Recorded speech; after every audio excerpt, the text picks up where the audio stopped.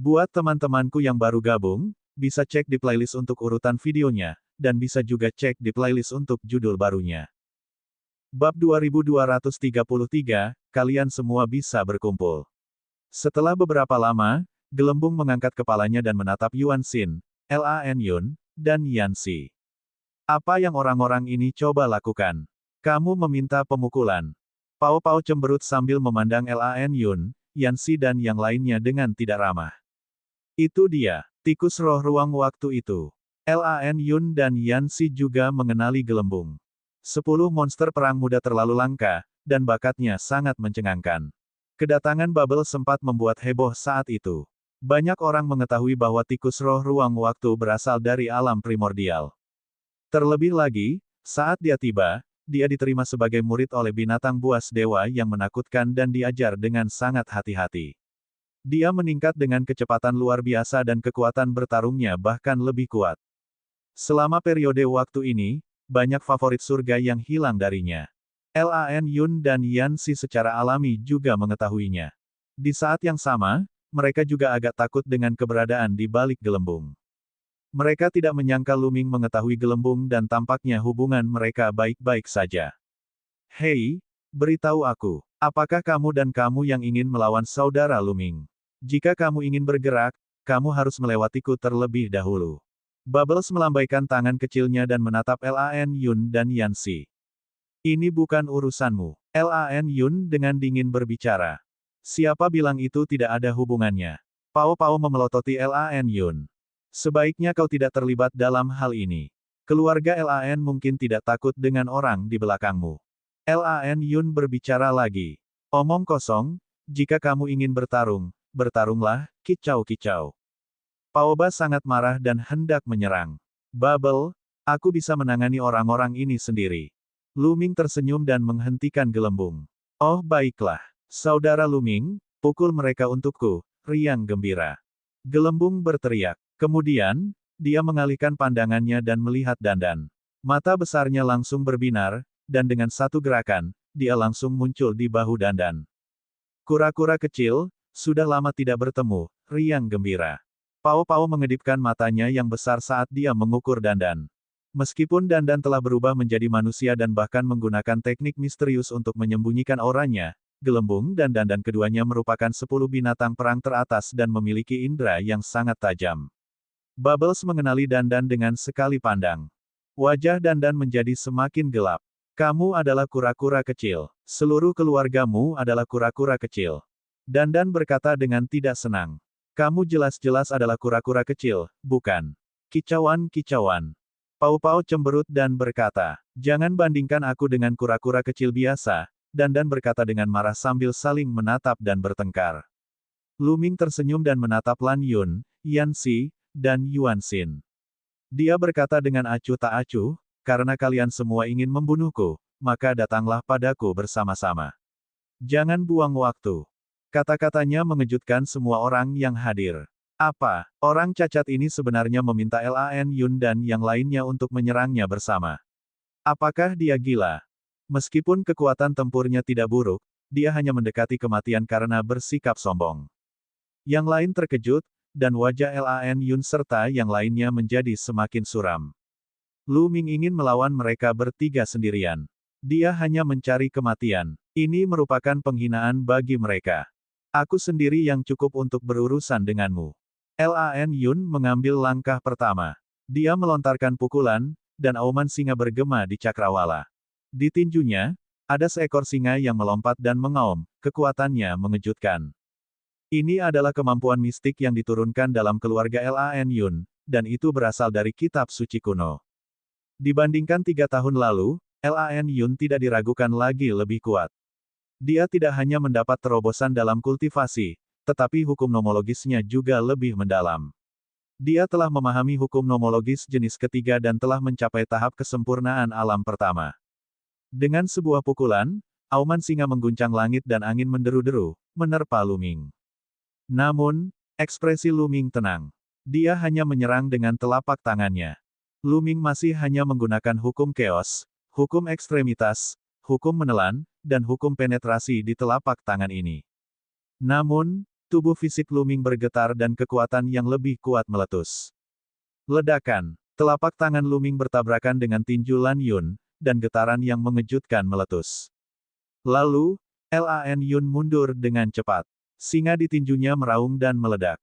Bang, bang, bang. Lan Yun mundur beberapa langkah, matanya menunjukkan keterkejutan dan ketidakpercayaan. Luming sebenarnya memaksanya kembali dengan satu telapak tangan. Bagaimana ini mungkin? 3 tahun lalu, kemampuan Luming hanya sedikit lebih kuat darinya. Setelah 3 tahun, kekuatan tempurnya meningkat pesat. Mengapa dia terpaksa mundur dengan telapak tangan Luming? Bukankah Luming memiliki tubuh yang cacat? Dia tidak bisa menjadi kaisar. Mengapa kekuatannya berkembang begitu mengejutkan? Dia benar-benar tidak dapat memahaminya. Yang lain juga tidak bisa memahaminya, dan mereka semua membuka mulut lebar-lebar. Pupil Yuan Xin juga mengerut, dan jantungnya bergetar. Saya sudah mengatakannya sebelumnya. Kalian bertiga harus mendatangiku bersama-sama. Jangan buang waktuku. Luming berkata, suaranya menyebar jauh dan luas. Wajah Lan Yun, Yan Xi, dan Yuan Xin berubah jelek. Saat ini, dia tidak tahu apakah harus mundur atau melawan. Jika kalian tidak mau melakukannya, aku akan melakukannya. Luming sangat kuat. Dia melangkah ke udara dan menyerang. Ledakan, ledakan, ledakan. Dia melancarkan 3 serangan telapak tangan berturut-turut. 3 cetakan telapak tangan yang kuat melesat keluar dan masing-masing menuju ke arah Yuan Xin, Lan Yun, dan Yan Xi. Karena kamu sedang mencari kematian, aku akan memenuhi keinginanmu. Ayo serang bersama. Teriak Yan Xi. Dia mulai bergerak. Sebuah pedang muncul di tangannya dan dia menebas Luming. Mengaum. Lan Yun juga menyerang. Tinjunya terus-menerus meledak, dan ada seekor singa yang melompat dengan kedua tinjunya, terus-menerus mengaum. Kekuatannya sangat mengejutkan. Pada saat yang sama, Yuan Xin juga mulai bergerak. Dia menggunakan seluruh kekuatannya dan mengayunkan tinjunya. Dia memadatkan gunung dengan seluruh kekuatannya dan menyerang Luming. Yuan Xin tidak diragukan lagi menjadi lebih kuat. Selama pertempuran di 10 negeri, dia hanya menguasai satu hukum kekuatan super. Sekarang, dia telah menguasai teknik kekuatan super tingkat tinggi. Setiap serangan menghasilkan ledakan beberapa hukum, dengan hukum kekacauan sebagai intinya, dan kekuatannya sangat mengejutkan. Ketiganya bergabung, dan kekosongan itu mendidih. Mereka hancur total. Ledakan, ledakan, ledakan. Serangan mereka bertabrakan dengan telapak tangan Luming. Kehampaan terus bergemuruh dan kekuatan menyapu ke segala arah. Beberapa petani yang lebih lemah terpaksa mundur. Namun, yang mengejutkan adalah setelah tabrakan, tubuh Luming tidak bergerak sama sekali. Dia berdiri dalam kehampaan dan ekspresinya sangat tenang. Dia bertarung 1 lawan 3, dan dia tidak merasa dirugikan sama sekali. Mustahil. Yuan Xin berteriak dalam hatinya.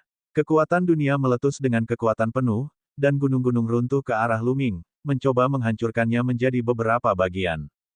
Pada saat yang sama, Lan Yun dan Yan Xi meraung saat mereka menyerang Luming.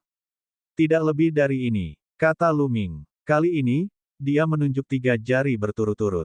Ini adalah kesengsaraan jari kekacauan, namun kekuatannya jauh melebihi cincin kekacauan. Karena jari ini, Luming telah menggabungkan 5 jenis hukum.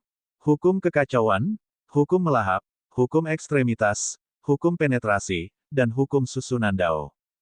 Di keluarga Gu, Luming sering berdebat dengan Dandan. Pemahaman dan penerapan hukum Dandan telah mencapai tingkat yang tidak terbayangkan. Luming juga mendapat banyak manfaat. Penerapan hukumnya jauh lebih unggul dari Yuan Xin dan yang lainnya. Kekuatan konvergensi 5 hukum sungguh mencengangkan. 5 jari besar yang dikelilingi oleh 5 warna melesat ke arah Yuan Xin dan 2 lainnya. Bab 2234, menghancurkan. 3 jari besar itu bersinar dengan 5 warna berbeda dan memenuhi langit. Seolah-olah dewa mengulurkan 3 jari. Kali ini, Luming menggunakan 5 jenis hukum. Ada satu lebih banyak dari yang sebelumnya dan itu lebih kuat. Ledakan, ledakan, ledakan. Ketiga jari itu bertabrakan dengan serangan Yuan Xin, Lan Yun, dan Yan Xi. Gunung yang dibentuk oleh Yuan Xin bergetar hebat lalu meledak. Lan Yun telah menggunakan kekuatan sucinya untuk membentuk singa raksasa. Ia meratap dan meledak. Cahaya pedang Yan Xi pecah. Kekuatan mengerikan melonjak ke arah mereka bertiga, dan mereka mundur. Tubuh mereka gemetar seperti tersengat listrik, dan darah muncrat dari mulut mereka. Dengan tambahan hukum, kekuatan serangan Lu Ming meningkat pesat. Dia melukai Yuan Xin, Lan Yun, dan Yan Xi dalam satu gerakan. Penonton di sekitarnya tercengang. Dia tidak percaya dengan apa yang dilihatnya. Yuan Xin, Lan Yun, dan Yan Xi semuanya telah menjadi kaisar hampa bintang 4. Mereka semua adalah kaisar kehampaan tingkat tinggi. Selain itu, mereka semua adalah talenta terbaik dan kekuatan tempur mereka tidak dapat diukur dengan budidaya mereka. Namun, mereka bertiga telah mengepung Lu Ming dan dilukai olehnya dalam satu gerakan. Bagaimana ini mungkin? Lu Ming belum menjadi kaisar. Dia belum menjadi calon kaisar, tapi dia bisa melewati begitu banyak tingkatan kultivasi dan menekan 3 favorit surga teratas. Semua orang merasa menjadi gila, karena ini telah melanggar akal sehat dan belum pernah terjadi sebelumnya. Bahkan orang jenius seperti Yuan Xin, Lan Yun, dan Yan Xi ditindas oleh Lu Ming. Jika Kaisar Void biasa naik, dia akan dibunuh oleh Lu Ming dalam hitungan detik. Bukankah Lu Ming mampu menekan Kaisar Ilusi bintang 5 atau bahkan bintang 6? Ini sungguh terlalu gila. Namun, ini masih jauh dari kekuatan tempur terkuat Lu Ming. Jika mereka tahu bahwa Lu Ming masih memiliki kekuatan tempur yang besar, mereka pasti akan terkejut. Lu Ming tidak peduli dengan apa yang dipikirkan orang lain. Saat ini, dia terus menyerang Yuan Xin dan dua lainnya. Suara mendesing, suara mendesing, suara mendesing. Lu Ming terus mengarahkan jarinya ke mereka bertiga. Mereka bertiga berteriak marah dan mengerahkan seluruh kekuatan mereka untuk menyerang Lu Ming. Terlihat bahwa Yuan Xin memang lebih kuat, dan kekuatan tempurnya berada di atas Lan Yun dan Yan Xi.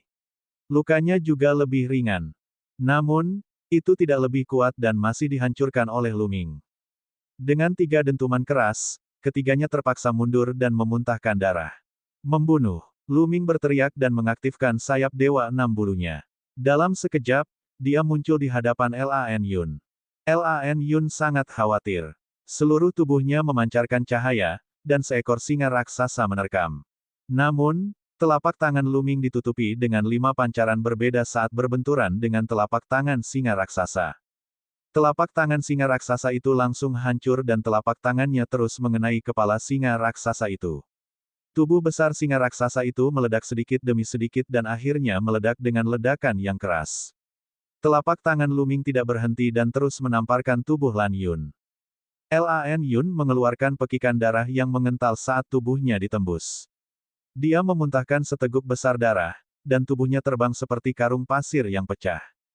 Tuan muda, brengsek. Kaisar sejati yang mengepung Dandan dan Mulan segera meraung marah dan ingin menyelamatkan Lan Yun. Kamu bisa datang dan pergi sesukamu, sudahkah kamu bertanya pada dewa ini? Dandan berkata dengan dingin. Kemudian, dia bergerak seperti sambaran petir dan menyerang Kaisar sejati. Dengan lambaian tangan Dandan, 9 warna terpancar dari tubuhnya. Itulah meletusnya 9 jenis hukum nomologis secara bersamaan. Selanjutnya ke-9 jenis hukum nomologis tersebut berada pada tingkat kedua. Beberapa bahkan sudah mencapai level ketiga. Anda, Kaisar sejati terkejut. Kekuatan tempur Dandan membuat hati mereka bergetar. Ada total 5 Kaisar sejati, dan yang tertinggi bahkan telah mencapai tingkat Kaisar sejati bintang 5. Kaisar sejati menyerang pada saat yang sama dan menyerang Dandan. Ada beberapa Kaisar sejati yang memiliki kekuatan pertempuran yang sangat mengejutkan dan penguasaan hukum yang mendalam. Namun, mereka masih kalah dibandingkan Dandan. Dandan bertarung 1 lawan 5, tapi dia sama sekali tidak dirugikan. Dia bahkan lebih unggul. Ini mengejutkan yang lainnya. Mereka tidak pernah menyangka bahwa penganut Tao muda berpenampilan biasa ini akan sekuat itu. Tidak hanya budidayanya mencapai tingkat kaisar yang sebenarnya, tetapi kekuatan tempurnya juga sangat kuat. Jelas sekali bahwa basis budidaya yang diungkapkan Dandan hanyalah milik kaisar sejati bintang 1. Namun, kecakapan bertarungnya sangat tinggi. Bahkan Kaisar sejati bintang 5 bukanlah lawannya dan ditekan olehnya. Hukum nomologisnya terlalu menakutkan. Kaisar sejati bintang 1 telah mengembangkan 9 jenis hukum nomologis ke ranah seperti itu. Itu luar biasa. Beberapa generasi tua menghela nafas. Bagi Kaisar yang kosong atau Kaisar sejati, faktor penentu kekuatan tempur seseorang adalah hukum. Meskipun budidaya juga dapat mempengaruhi kekuatan tempur seseorang, hal itu tidak sepenting hukum nomologis. Hal ini terutama berlaku bagi mereka yang berada di alam kaisar sejati. Jumlah hukum nomologis yang mereka kendalikan dan kekuatan penguasaannya akan sangat mempengaruhi kekuatan tempur mereka. Banyak orang mungkin tidak dapat mengembangkan hukum nomologis ke tingkat seperti itu bahkan setelah berkultivasi selama ratusan ribu atau bahkan jutaan tahun. Ini adalah bakat. Kaisar sejati dari keluarga Lan dan keluarga Yan ditahan oleh Dandan dan tidak dapat diselamatkan. Sosok Luming melintas dan dia muncul di samping Yanxi lagi. Dia memukul telapak tangan dan Yanxi mengikuti jejak Lan Yun, mengeluarkan seteguk besar darah. Kamu ingin membunuhku. Hari ini, aku akan membunuh kalian semua. Luming berkata dengan dingin, suaranya sedingin es. Dia tahu bahwa keluarga Lan dan keluarga Yan adalah keluarga kuat di alam surga. Mereka memiliki dasar yang kuat dan pastinya memiliki kaisar langit. Jika dia membunuh Lan Yun dan Yanxi, dia akan mendapat masalah besar. Namun, pihak lain telah mencoba membunuhnya berkali-kali, yang membuat Luming ingin membunuh mereka. Jika keadaan menjadi lebih buruk, dia hanya akan membunuh mereka dan mencari tempat untuk bersembunyi atau pergi ke keluarga Gu untuk bercocok tanam dalam pengasingan. Meskipun Lan Yun dan Yanxi terluka parah, mereka belum mati.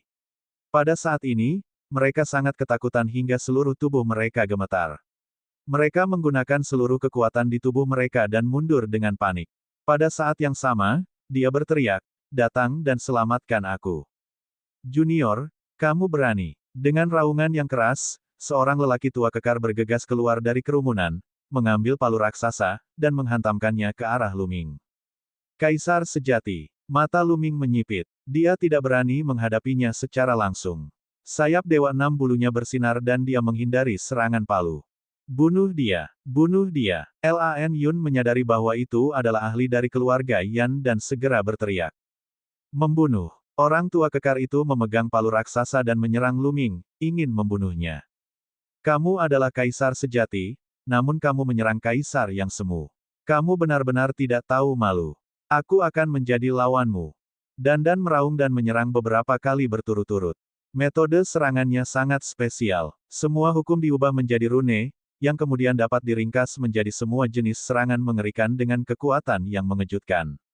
Bang! Bang! Dua kaisar sejati di depan Dandan segera memuntahkan seteguk darah dan mundur dengan cepat. Dandan, sebaliknya, menyerang lelaki tua kekar itu. Jadi bagaimana jika kamu mempunyai palu raksasa?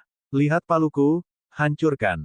Dandan berteriak, mengangkat tinjunya, dan menghantamkannya ke arah lawan. Saat tinjunya menghantam, simbol memenuhi udara, dan palu besar yang bahkan lebih besar dari milik lawannya mulai terbentuk. Itu hancur dengan suara keras. Berdebar, kedua palu besar itu bertabrakan dan kekosongan bergetar. Tubuh lelaki tua kekar itu bergetar hebat dan lengannya meledak. Dia memuntahkan darah dan mundur. Selamatkan Tuan Muda. Kaisar sejati yang sebelumnya mengepung dan akhirnya membebaskan diri dan bergegas menuju Lan Yun dan Yanxi. Bab 2235, Intervensi Para Ahli.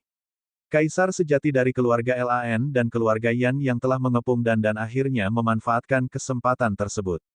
Sosok mereka berkedip-kedip dan muncul di samping Lan Yun dan Yanxi. World energi mereka bergulung dan menghanyutkan mereka berdua. Mereka tidak berani berhenti. Banyak orang yang tercengang. Lan Yun dan Yanxi datang dengan cara yang kuat dan bahkan membawa ahli alam kaisar sejati untuk membunuh Luming. Pada akhirnya, mereka harus mengungsi dalam keadaan yang menyedihkan. Pakar alam kaisar sejati terlalu cepat. Mereka sudah jauh dalam sekejap dan Luming tidak bisa mengejarnya. Tatapan Luming dialihkan ke arah lain. Di sana, Yuanxin juga berlari dengan kecepatan penuh bersama Sungai Bintang, tidak berani berhenti sama sekali. Hah! Luming mendengus dingin dan melebarkan sayap Dewa Enam bulunya. Dengan mengepak, dia mengejar Yuanxin dengan kecepatan ekstrim. Bagaimana kecepatan Yuanxin dibandingkan dengan kecepatan Luming? Luming menyusulnya dengan sangat cepat. Brengsek! Yuanxin meraung dengan marah, dan galaksi menunjukkan ekspresi ketakutan. Luming bertekad untuk membunuh mereka. Membunuh. Luming berkata dengan dingin dan menunjuk jarinya. Sebuah jari besar ditembakkan ke arah Yuan Xin. Tubuh primal chaos. Tubuh dewa yang kacau. Yuan Xin meraung dan menggunakan tubuh dewanya yang kacau. Tubuh dewanya yang kacau saat ini sangat berbeda dari sebelumnya. Ia telah diperbaiki dan dapat menyatu dengan banyak hukum nomologis, menjadikannya sangat kuat. Ledakan. Dia mengayunkan tinjunya terus-menerus, mencoba memblokir serangan Luming. Namun, ketiganya bukan tandingan Luming sebelumnya. Dia sendiri tertinggal jauh. Jari besar itu menekan ke bawah, menghancurkan kekuatan tinju Yuan Xin semudah mematahkan rumput kering. Tubuh Yuan Xin bergetar hebat, dan dia mundur dengan panik, mengeluarkan seteguk besar darah. Sungai bintang juga tersapu oleh gempa susulan dan terlempar, menyebabkan luka-lukanya semakin parah. Luming, tuanku adalah Tirk Surgawi. Xing Chen meraung. Dia sangat takut dia akan dibunuh oleh Luming di sini. Apakah ada gunanya mengungkap orang di balik ini? Luming mencibir dan melangkah maju, ingin menjadi orang pertama yang membunuh Heng Xinghe. Xing Chen menahan luka-lukanya, tidak mau dibunuh begitu saja, dan mundur. Ledakan. Namun, Luming tidak memberinya kesempatan. Dia mengarahkan jarinya dan kekuatan jari yang tajam menembus kekosongan dan menembak ke arah Glabella Xing Chen. Tidak, Xing Chen meraung karena dia tidak bisa memblokirnya sama sekali. Dia akan terbunuh oleh tindakan ini. Pada saat ini, seberkas cahaya tiba-tiba muncul di hadapannya. Sinar cahaya ini seperti perisai. Kekuatan jari Luming membombardirnya tetapi tidak berpengaruh sama sekali. Ledakan. Kemudian, dari kejauhan, sebuah tangan besar terulur. Tangannya besar dan cepat. Aura yang dipancarkannya sangat menakutkan. Kaisar Surgawi. Luming terkejut. Tangan besar ini memancarkan tekanan Dao Surgawi. Kekuatannya sungguh luar biasa. Menguasai. Xing Chen berteriak kegirangan. Majikannya juga datang ke kota kuno Yao Guang, dan dia tahu bahwa dia akan baik-baik saja. Namun, tangan besar itu tidak menyerang Luming dan yang lainnya. Ia merebut sungai Hengxing dan Yuan Xin, lalu mundur dengan cepat dan menghilang. Orang-orang di sekitarnya menghela nafas panjang. Tekanan Kaisar Langit terlalu kuat. Bahkan dari kejauhan, sebuah tangan yang besar bisa membuat orang merasa seperti ada gunung yang menekan mereka. Di sisi lain kota kuno Yao Guang, di halaman mewah dan luas, sosok Heng Xinghe dan Yuan Xin muncul. Di depan mereka ada seorang lelaki tua berjubah abu-abu yang berdiri dengan tangan di belakang punggung. Terima kasih telah menyelamatkanku, Tuan. Xinghe dengan cepat mengucapkan terima kasih. Terima kasih banyak, Senior. Yuan Xin juga membungkuk. Penatua berjubah abu-abu itu mengangguk. Tuan, kamu seharusnya membunuh Luming. Dia begitu sombong sehingga dia bahkan tidak peduli padamu. Saluran sungai bintang abadi ingin membujuk lelaki tua itu untuk membunuh Luming. Diam, orang tua itu berteriak dengan dingin. Matanya memancarkan cahaya yang mengejutkan. Aura dingin menyebabkan jantung Heng Xing bergetar, dan dia berkeringat dingin. Aku seorang penguasa bela diri, tapi aku bukan tandingan calon kaisar dan terluka parah. Aku sudah cukup berkulit tebal untuk menyelamatkannya. Kamu ingin aku, seorang penguasa surgawi, membunuh seorang junior hanya karena muridku bukan tandingannya. Apa pendapat orang lain tentang saya? Petik 2. Kata sesepuh berjubah abu-abu, matanya semakin dingin. Wajah Xinghe menjadi pucat dan keringat dingin muncul di wajahnya. Yuan Xin, sebaliknya, menundukkan kepalanya dan tidak berani berbicara. Meskipun semuanya adalah favorit surga tingkat atas, mereka bukanlah apa-apa di hadapan Kaisar Surgawi. Mereka bahkan mungkin tidak dapat melangkah ke alam Kaisar Surgawi di masa depan. Kaisar Surgawi manapun memiliki bakat luar biasa. Ketika mereka masih muda, mereka tidak lebih buruk dari mereka. Oleh karena itu, mereka tidak memiliki kebanggaan apapun di hadapan Kaisar Surgawi. Juga, apakah menurutmu Raja Surgawi lainnya tidak akan peduli jika aku membunuh Luming? Alam Surgawi saat ini sedang menghadapi musuh besar, jadi ada beberapa aturan. Apakah kamu mengerti? Tetua berjubah abu-abu melanjutkan. Murid ini salah. Xinghe mengangguk berulang kali. Dendam di antara kalian berdua harus diselesaikan sendiri. Setelah masalah di Gunung Abadi ini selesai, kembalilah dan berkultivasi dalam pengasingan. Jangan keluar sampai kamu menerobos alam kaisar yang sebenarnya. Penatua berjubah abu-abu itu memberi instruksi. Ya. Xinghe mengangguk, dan pada saat yang sama, matanya bersinar dengan cahaya dingin. Lu Ming, aku pasti akan membunuhmu dengan tanganku sendiri di masa depan. Aku tidak percaya kekuatan tempurmu akan terus meningkat meski kamu tidak bisa menjadi kaisar bela diri. Galaksi meraung di dalam hatinya. Cahaya dingin muncul di mata Yuan Xin. Dia memiliki pemikiran yang sama dengan Sungai Hangxing. Di masa depan, dia secara pribadi akan memenggal kepala Lu Ming dan mengambil kitab suci kekacauan. Kitab suci kekacauan adalah milikku. Yuan Xin meraung di dalam hatinya. Tubuh jasmani Kaisar Langit adalah milikku. Galaksi mengertakkan gigi. Di sisi lain, Lu Ming juga menghela nafas. Kali ini, dia bisa saja membunuh Yuan Xin dan Sungai Xingxing, tapi sayang sekali penguasa Sungai Xingxing berada di kota kuno Yaoguang, dan semua usahanya gagal. Lu Ming juga dapat menebak bahwa Kaisar Surgawi tidak akan begitu malu menghadapinya, seorang Kaisar Semu. Tidak apa-apa, selama Anda menjadi Kaisar, berurusan dengan kentang goreng kecil ini akan sangat mudah. Dandan berjalan mendekat dan berkata sambil tersenyum. Dia tahu betul bahwa Lu Ming dapat memahami banyak jenis hukum dan bahkan banyak jenis hukum pamungkas sebelum dia menjadi seorang kaisar agung. Begitu dia menjadi kaisar yang hebat, akan terjadi perubahan yang mengejutkan. Pertarungan yang bagus, kicau. Gelembung itu melompat dari bahu Dandan ke bahu Lu Ming. Itu tergantung di tubuh Lu Ming dan bergesekan dengannya. Ayo lanjutkan berbelanja. Lu Ming tersenyum. Kelompok itu mulai berjalan-jalan lagi di sekitar kota kuno Yaoguang. Pada saat yang sama, Lu Ming mengetahui dari gelembung bahwa Long Chen, Ouyang Wushuang, dan yang lainnya masih berkultivasi secara tertutup dan belum datang. Setelah pertempuran ini, nama Lu Ming menyebar luas. Sebelum menjadi penguasa, ia sudah menguasai banyak hukum. Dikatakan bahwa dia telah menguasai hukum pamungkas yang berbeda dan mengalahkan Yuan Xin, Lan Yun, dan Yan Xi. Kekuatan tempur seperti itu sangat mengejutkan. Di masa lalu, nama Lu Ming hanya tersebar di sekelompok kecil teladan. Sekarang, banyak orang yang mengetahui tentang dia. Namun, banyak juga yang tidak mempercayainya. Dengan sikap skeptis, mereka berpikir bahwa mengendalikan prinsip-prinsip utama yang berbeda adalah terlalu palsu. Mereka tidak mempercayainya. Sejak zaman kuno, tidak ada seorang pun yang mampu mengendalikan dua prinsip utama yang berbeda. Hal ini dianggap sebagai kebenaran. Bagaimana mereka bisa percaya bahwa seseorang yang belum menjadi kaisar agung dapat mengendalikan prinsip-prinsip utama yang berbeda? Bahkan mereka yang telah melihat gerakan Lu Ming pun merasa skeptis. Ini karena ketika Lu Ming bertarung dengan Lan Yun, Yuan Xin, dan yang lainnya, dia hanya menggunakan hukum kekacauan dan bukan hukum pamungkas lainnya. Bab 2236 Kondisi yang keras. Nama Lu Ming menjadi perbincangan banyak orang yang menunggu Gunung Abadi untuk memiliki waktu luang. Hari-hari berikutnya agak damai. Lu Ming dan yang lainnya tinggal di kediaman mereka dan berkultivasi dalam pengasingan. Seiring berjalannya waktu, jumlah penduduk di kota kuno Yaoguang bertambah. Hampir setiap hari, ada saja orang yang berusaha mendaki Gunung Abadi.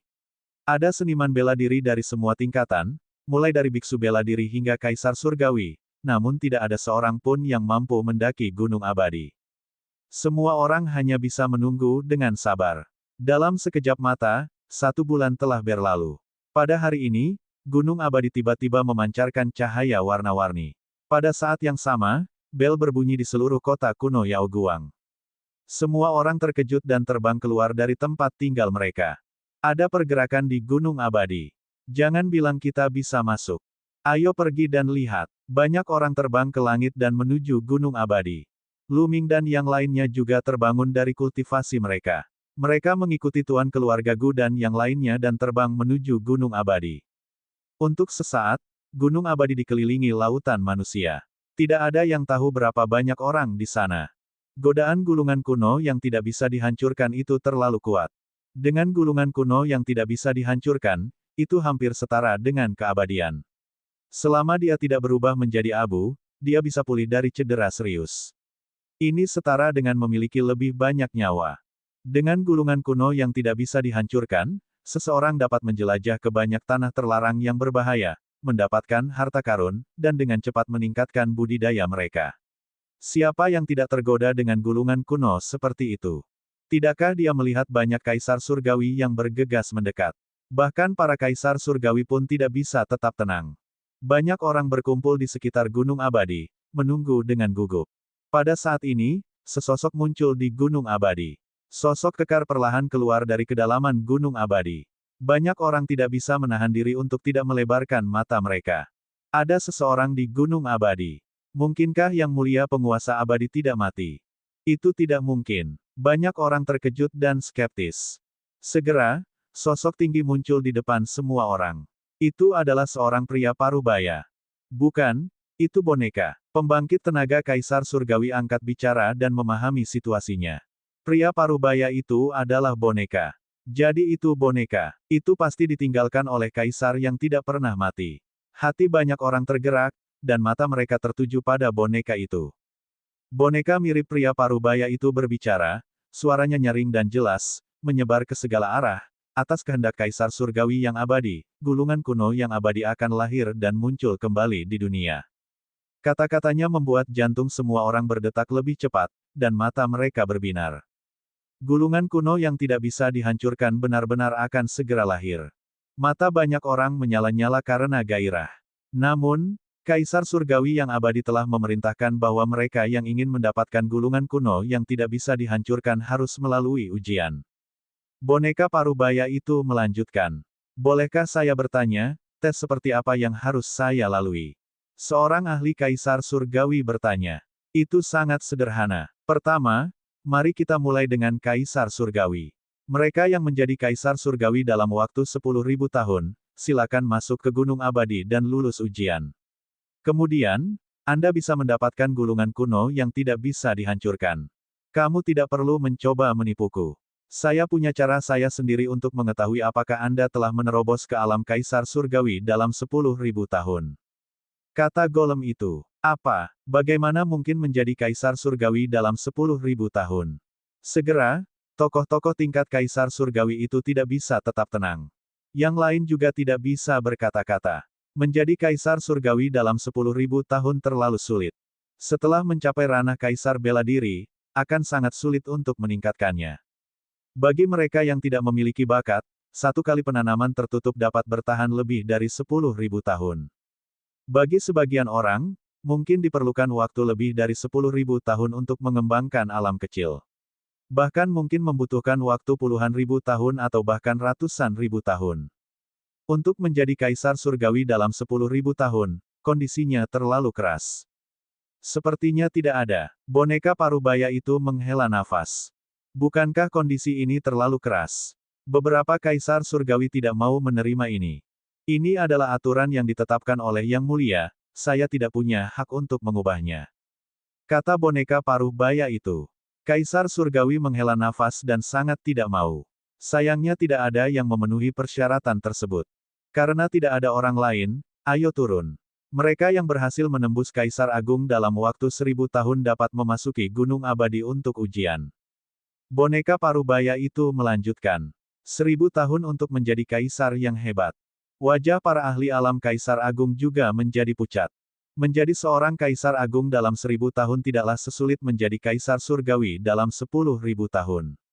Namun, pada dasarnya hal itu masih sangat sulit. Para Kaisar Agung saling memandang sebelum menggelengkan kepala. Tidak ada yang bisa memenuhi persyaratan tersebut. Kamu tidak punya. Kalau begitu mari kita lanjutkan. Mereka yang menjadi Kaisar sejati dalam 100 tahun dapat memasuki Gunung Abadi untuk ujian. Boneka parubaya itu melanjutkan. 100 tahun untuk menjadi Kaisar sejati.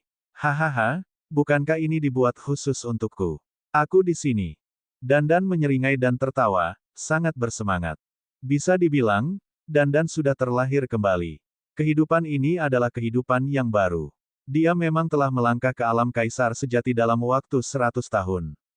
Selain Dandan, ada juga beberapa orang lain yang terbang ke angkasa. Ada lebih dari 10 orang. Ada beberapa dari mereka yang menjadi Kaisar sejati dalam 100 tahun. 9 kemutlakan generasi muda semuanya menerobos ke alam Kaisar sejati dalam waktu 100 tahun. Ada juga beberapa favorit surga lainnya yang berusia hampir 100 tahun. Lihat, setidaknya ada 7 dari 9 pemuda unik. Seseorang berteriak ketakutan. Lu Ming memfokuskan pandangannya. Memang benar, di antara lusinan orang tersebut, ada beberapa yang terlihat sangat muda. Mereka tampaknya berusia 20-an. Ada pria dan wanita. Ada juga beberapa orang lain yang tampak berusia 30-an. Orang-orang ini telah menjadi kaisar sejati dalam waktu 100 tahun. Lu Ming sebelumnya telah mengetahui bahwa 9 pemuda unik adalah 9 talenta paling menonjol di antara generasi muda di alam surga. Masing-masing dari 9 orang ini telah memasuki alam kaisar yang sebenarnya. Banyak orang memandangnya dengan iri. Mampu mengikuti ujian di Gunung Abadi berarti ada peluang untuk mendapatkan gulungan kuno yang tidak bisa dihancurkan. Lebih dari selusin orang terbang menuju Gunung Abadi. Ketika mereka mendekati Gunung Abadi, boneka parubaya itu melambaikan tangannya dan sebuah pintu cahaya muncul di langit. "Kalian bisa masuk," kata boneka parubaya itu. Segera, selusin dari mereka bergegas ke pintu cahaya dan menghilang. Penilaiannya akan memakan waktu. Mari menunggu. Boneka parubaya itu duduk bersila dan memejamkan mata untuk beristirahat. Yang lain diam-diam menunggu mereka bangun, tetapi lebih dari 10 hari telah berlalu, dan orang-orang yang masuk masih belum keluar. Lu Ming mengeluarkan senjata raja dan duduk bersila di atasnya. Dia menutup matanya untuk memahami hukum. Sekarang, yang tersisa hanyalah hukum kehidupan. Dia belum mencapai kesempurnaan tahap pertama. Selama hukum hidupnya mencapai tahap kesempurnaan pertama, dia bisa mulai menerobos ke ranah kaisar bela diri. Oleh karena itu, dia harus memanfaatkan waktu tersebut. Waktu berlalu hari demi hari. Dalam sekejap mata, 2 bulan telah berlalu. Pada saat ini, akhirnya ada pergerakan dari Gunung Abadi. Gunung Abadi bersinar. Dengan sedikit guncangan, selusin sosok muncul di luar Gunung Abadi. Mereka adalah selusin orang yang telah memasuki Gunung Abadi. Mata semua orang tertuju pada mereka, penuh antisipasi. Apakah ada di antara orang-orang ini yang memperoleh gulungan kuno yang tidak bisa dihancurkan? Namun, semuanya sedih dan tidak mau menyerah. Bagaimana itu? Bagaimana situasi di dalam? Banyak orang mulai bertanya. Dandan pun terbang kembali. Bab 2237 memasuki Gunung Abadi. Dandan, bagaimana situasi di dalam? Apakah kamu mendapatkan gulungan kuno yang tidak bisa dihancurkan? Lu Ming bertanya dengan tergesa-gesa. Jangan tanya padaku, aku ingin waktu sendirian. Dandan memasang wajah muram, sangat tertekan dan tidak mau.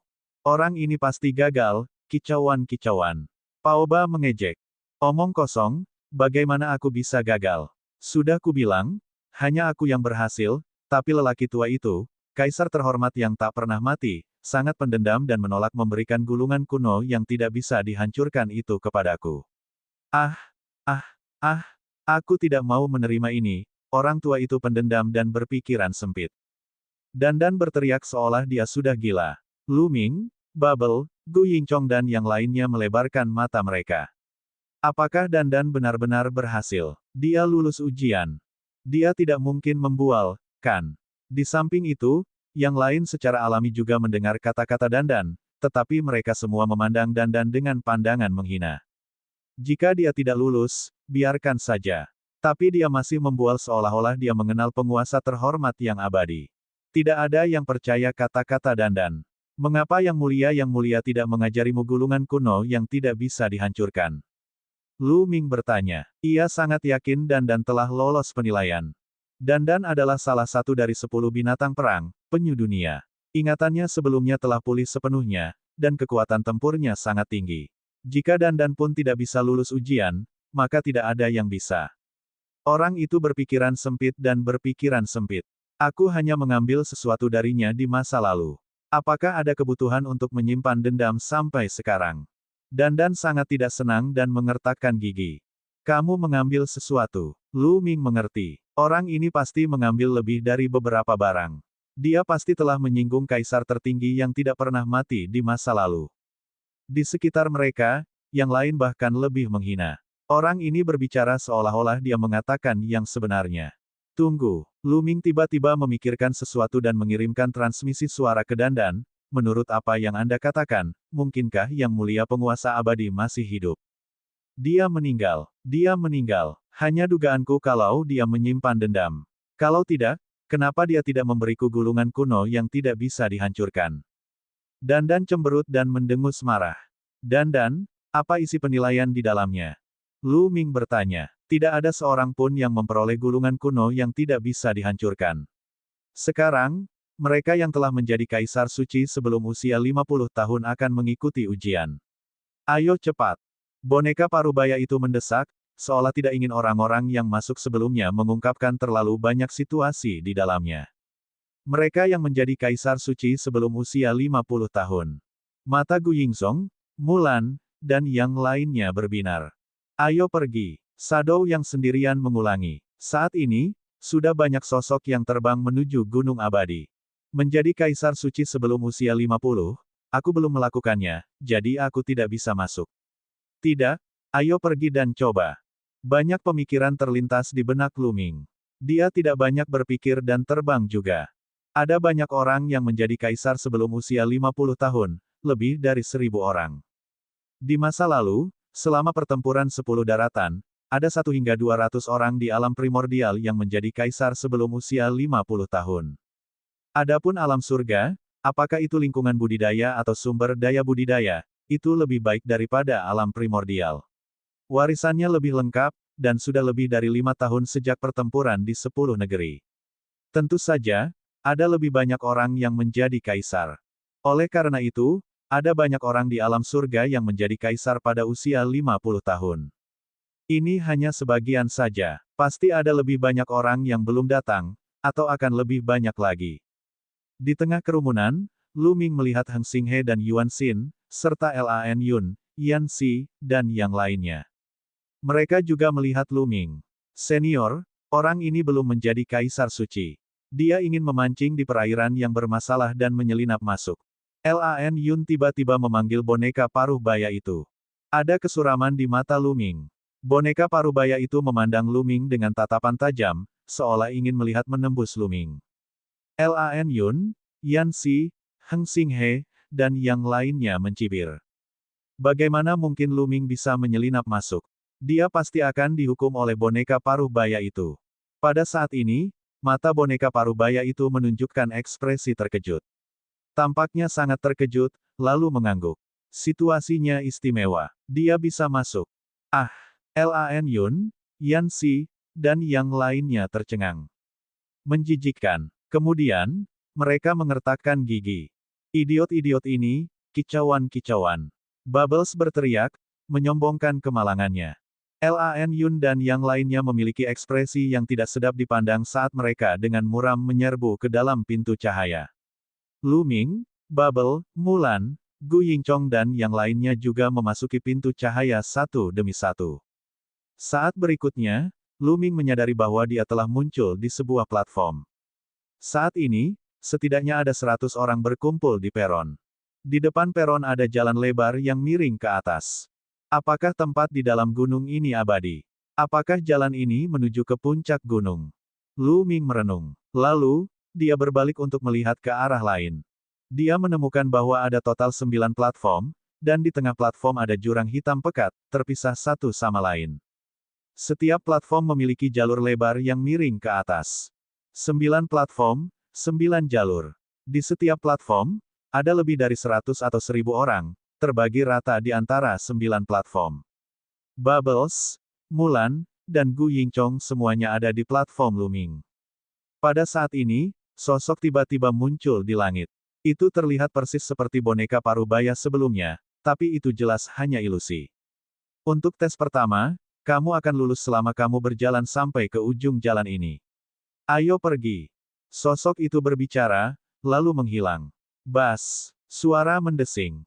Segera, beberapa orang bergegas ke jalan dan berlari ke depan, takut mereka akan selangkah lebih lambat dan orang lain akan mengalahkan mereka.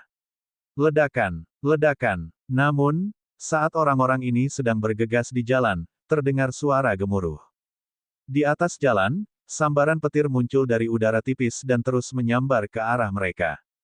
Bang! Beberapa orang tidak dapat menahannya dan mundur sambil batuk darah. Seseorang memblokir petir itu dan terus bergerak ke atas. Namun, petir terus menyambar ke arah kerumunan. Jalan ini memang tidak sesederhana itu. Ayo naik. Lu Ming berkata dan beberapa dari mereka bergegas ke jalan. Jalan ini terlihat sangat tua, namun sangat lebar. Ratusan orang bisa berjalan berdampingan tanpa masalah. Ketika mereka melangkah ke jalan kuno, sambaran petir muncul dari udara tipis dan menyambar ke arah mereka. Luming melambaikan tangannya dan membubarkan petir yang menyambarnya. Kekuatan petir ini sangat lemah. Luming terkejut saat mengetahui bahwa petir yang menyambarnya tidak kuat sama sekali. Dia telah memblokirnya dengan mudah. Pada saat yang sama, Gelembung, Gu Yingchong, Mulan, dan yang lainnya semuanya menghalangi petir. Itu tidak benar. Tampaknya orang-orang dengan basis budidaya berbeda menghadapi tingkat petir yang berbeda. Tes ini didasarkan pada kultivasi. Luming menemukan rahasianya. Jelas sekali bahwa mereka yang memiliki tingkat kultivasi lebih tinggi tidak memiliki keuntungan apapun di sini. Ujian di sini akan menghilangkan basis budidaya seseorang dan menyesuaikan kekuatan petir. Tidak mungkin dilewati dengan mengandalkan budidaya. Seseorang harus mengandalkan bakat dan kekuatan tempur yang berada di luar levelnya. Tidak mengherankan jika petir yang menyambar Luming tidak kuat. Tingkat kultivasi Luming pada awalnya tidak tinggi. Luming dan yang lainnya melangkah maju. Mereka sangat santai pada awalnya. Bab 2238 menginjak jalan kuno. Luming secara alami sangat santai. Petir di sini tidak memberikan tekanan apapun padanya. Sedangkan untuk Gelembung, dia adalah tikus roh ruang waktu, jadi dia secara alami tidak merasakan tekanan apapun. Gu Yingzong adalah favorit surga tingkat atas, jadi dia juga tidak merasakan tekanan apapun. Mulan mewarisi warisan pembangkit tenaga listrik yang tiada taranya. Kecakapan bertarungnya juga sangat kuat, dan dia juga maju dengan mudah. Namun, yang lainnya tidak sesantai itu. Banyak orang yang muntah darah karena tersambar petir, dan tubuhnya hangus hitam. Mereka tidak punya pilihan selain mundur ke peron. Beberapa orang tidak mau menyerah. Mereka ingin mengudara dan bergegas, tetapi mereka menyadari bahwa itu tidak mungkin. Sebuah kekuatan yang kuat menekan mereka, membuat mereka tidak bisa terbang. Banyak orang tidak punya pilihan selain berhenti, mengetahui bahwa mereka tidak bernasib sama dengan gulungan kuno yang tidak bisa dihancurkan. Beberapa favorit surga yang lebih kuat terus meningkat. Terutama mereka yang bisa mengendalikan banyak undang-undang dan bahkan undang-undang tertinggi. Kecepatan mereka sangat cepat dan mereka terus meningkat. Mereka berempat, Luming dan Pao Pao, bergerak maju dengan kecepatan yang seragam. Semakin tinggi mereka pergi, semakin kuat pula petirnya. Ya, petir menyambar langit, terus-menerus menyambar Luming. Tubuh Luming dikelilingi oleh hukum dan dia telah membuat pertahanan. Petir itu tidak bisa menembus pertahanannya sama sekali. Pao Pao dan yang lainnya mengikuti Luming dan terus bergerak maju. Semua, arg! Seorang pria muda berteriak ketika dia hangus oleh petir dan tubuhnya hampir pecah. Dia berteriak saat dia dikirim terbang dan jatuh ke panggung, tapi dia tidak mati. Di tempat ini, paling banyak, dia akan terluka parah. Dia tidak akan mati. Setiap kali mereka maju, akan ada orang yang akan diledakkan. Tidak ada yang tahu berapa panjang jalan kuno ini. Luming dan yang lainnya berjalan selama 3 hari, selama itu mereka terus-menerus disambar petir. 3 hari kemudian, setidaknya setengah dari orang-orang tersingkir. Setelah 3 hari berjalan, petir akhirnya berhenti. Namun, sebelum mereka bisa merayakannya, suhu di jalan kuno itu turun tajam saat mereka terus bergerak maju.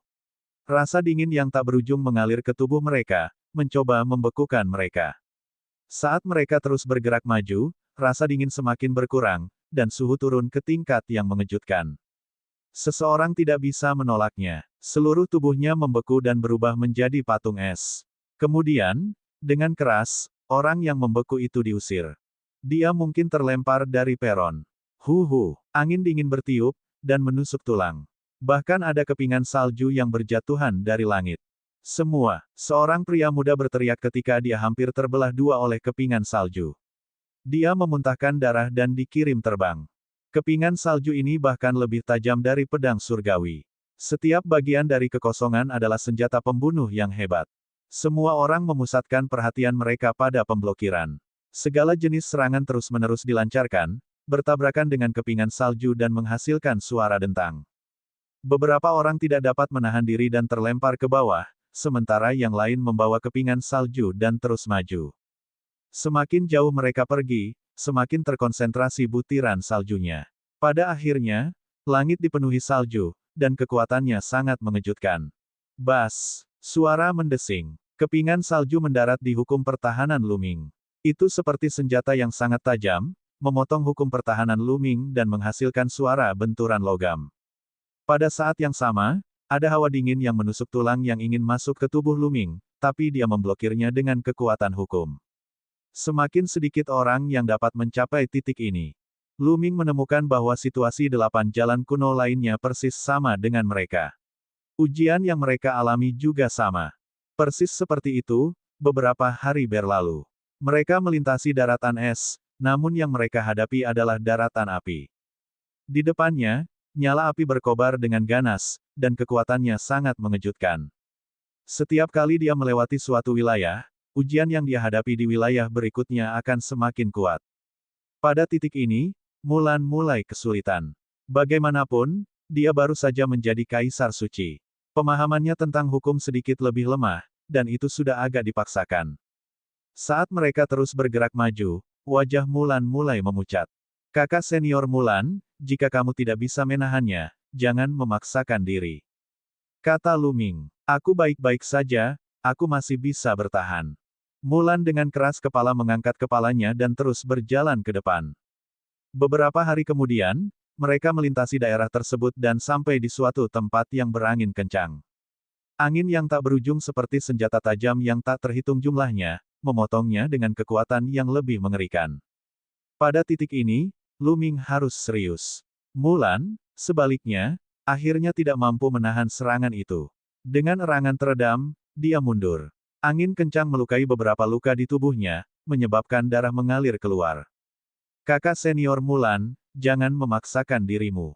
Lu Ming berteriak. Mereka tidak dapat saling membantu di sini. Mereka hanya bisa mengandalkan diri mereka sendiri. Mulan mengertakkan gigi dan akhirnya menghela nafas.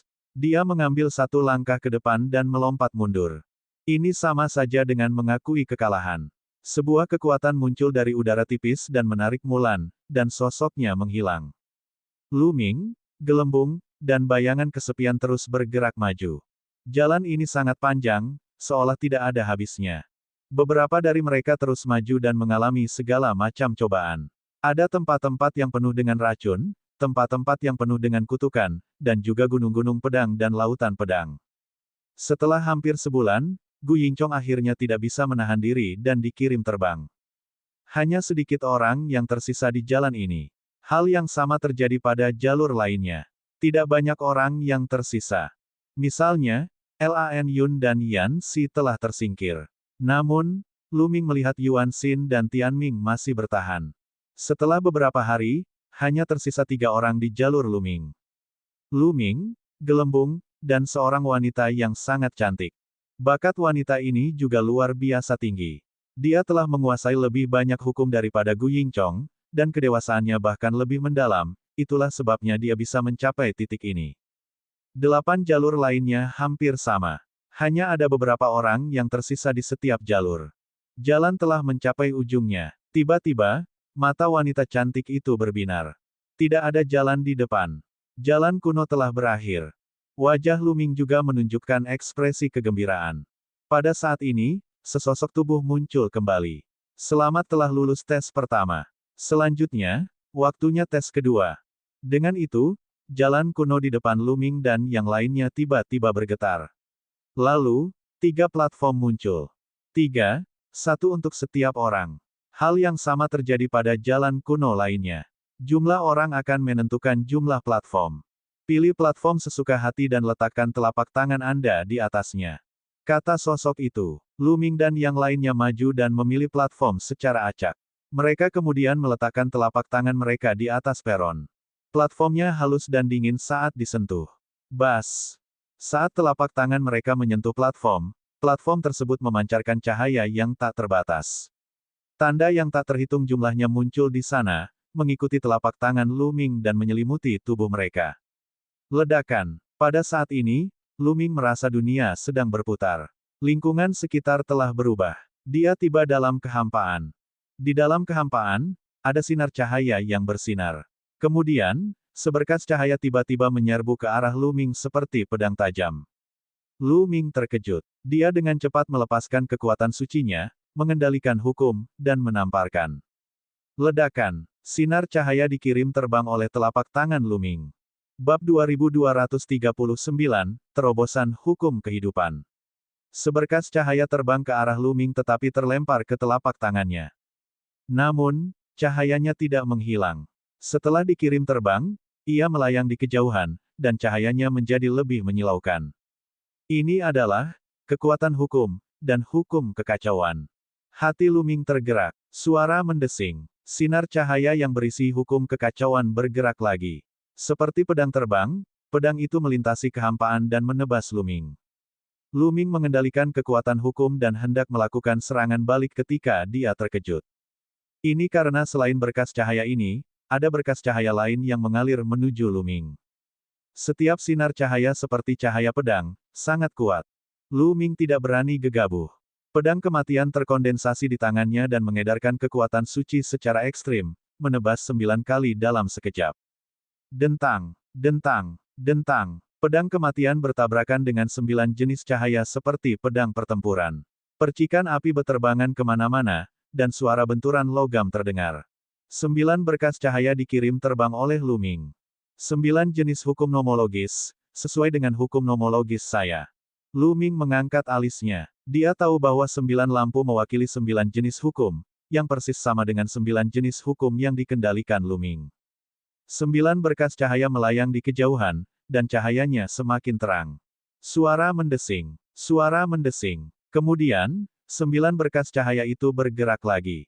Kecepatan mereka bahkan lebih mengejutkan dari sebelumnya. Mereka menyerang Luming dari 9 arah berbeda. Luming sangat fokus. Dia menggunakan ke-9 jenis hukum dan mengelilingi dirinya. Pada saat yang sama, pedang kematian berisi 7 jenis hukum. Bas. Pertama-tama, ada kilatan pedang yang ditujukan ke Luming dari belakang.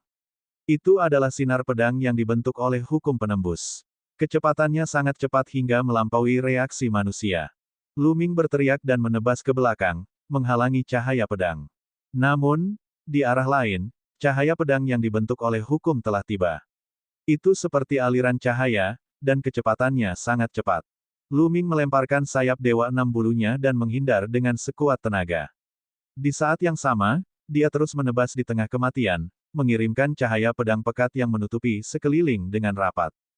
Meski begitu, pancaran pedang yang dibentuk oleh hukum masih meleset dan menembus pertahanan Luming, meninggalkan luka pedang di tubuhnya.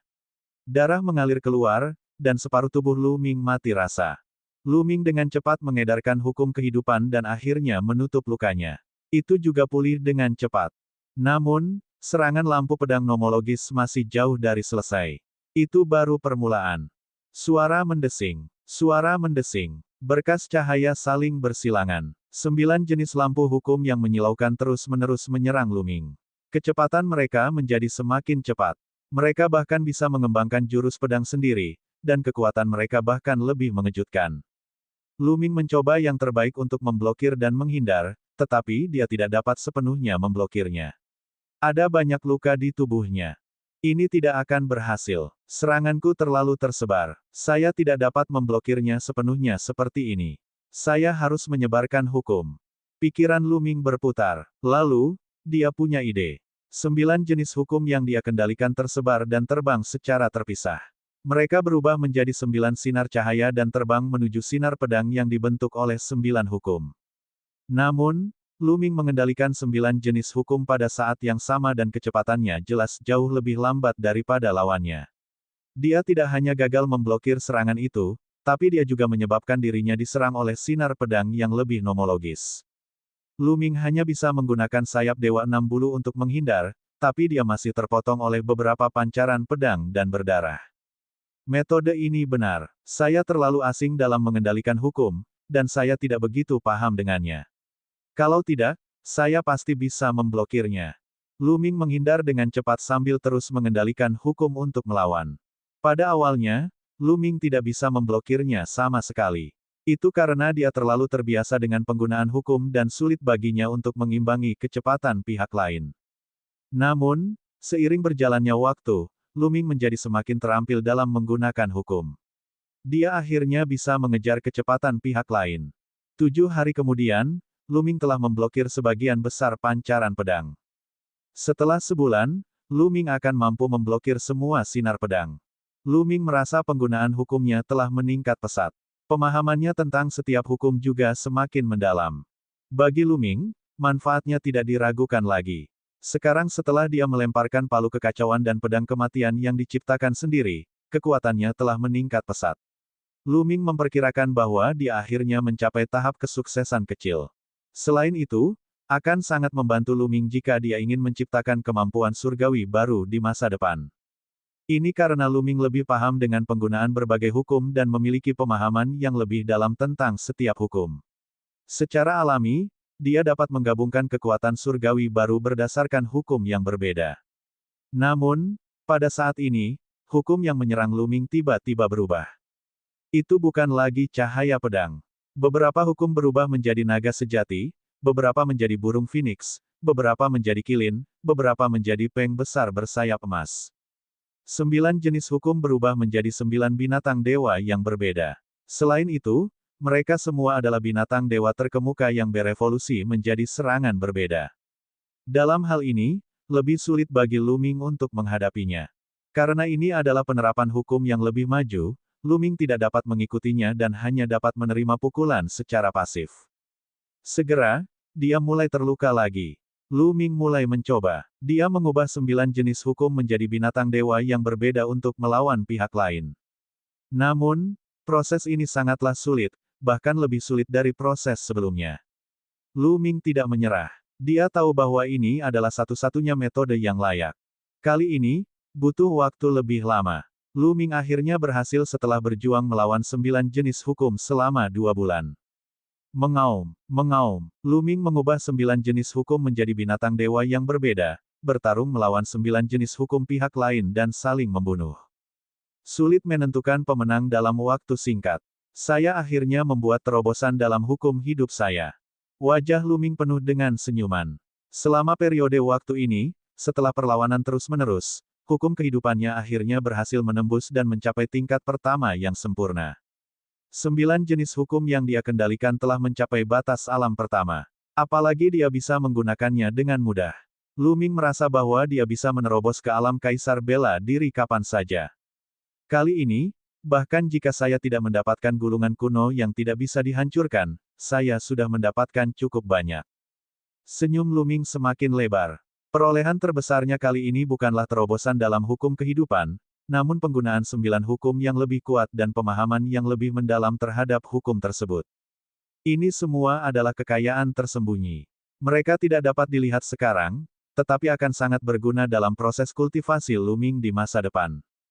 Di masa depan, kultivasi Lu Ming akan memiliki lebih sedikit jalan memutar dan itu akan sangat membantunya dalam menciptakan kekuatan sucinya sendiri.